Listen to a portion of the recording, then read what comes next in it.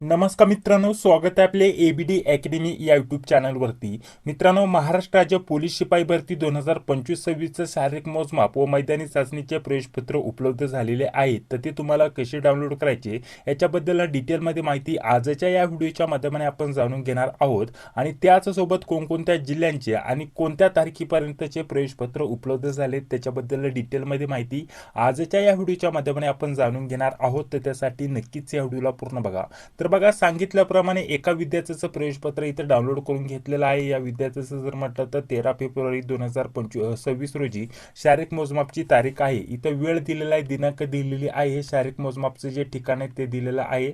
याच्या व्यतिरिक्त जाताना इथं फोटो चिटकवायचा आहे, सिग्नेचर तुम्हाला करायचे आहे, लिंक, त्यानंतर जन्मतारीख, त्यानंतर कास्ट आणि बाकीची इतर माहिती तुम्हाला दिलेली आहे.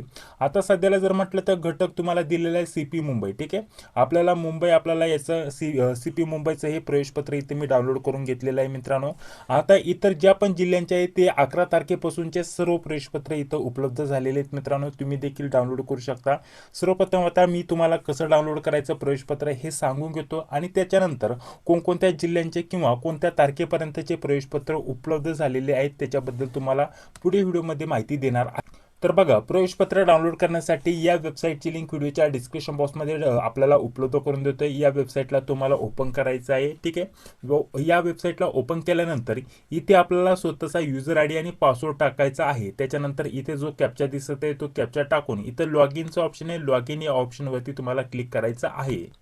तर बघा, लॉग इन झाल्यानंतर अशा प्रकारचं पेज आपल्याकडे इथं ओपन होऊन येईल. इथं बाकीची संपूर्ण माहिती तुम्हाला इथं बघण्यासाठी भेटेल.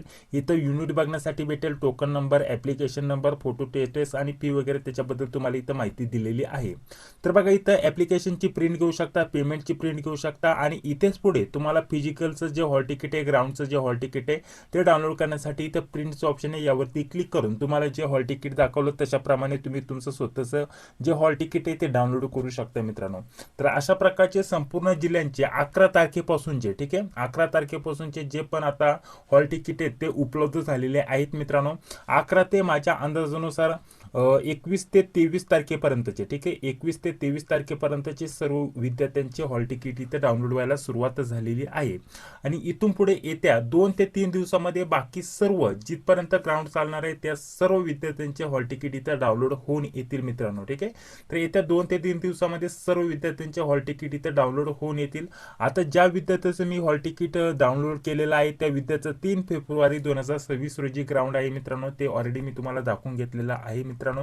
तर अशा प्रकारचं तुम्ही देखील तुमचं हॉल तिकीट आलेलं आहे की नाही ते चेक करू शकता मित्रांनो.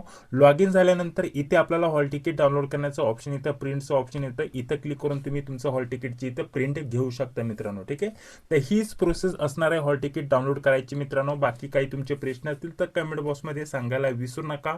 हा व्हिडिओ जर आवडला असेल तर नक्कीच या व्हिडिओला एक लाईक करा. चॅनलवरती पहिल्यांदा आला असेल तर चॅनलला देखील सबस्क्राईब करा, जी बिल येते ती लाईक क्लिक करा, जेणेकरून मी जेव्हा आपण व्हिडिओ अपलोड करतो त्या व्हिडिओचे नोटिफिकेशन तुम्हाला लगेच भेटून जाईल.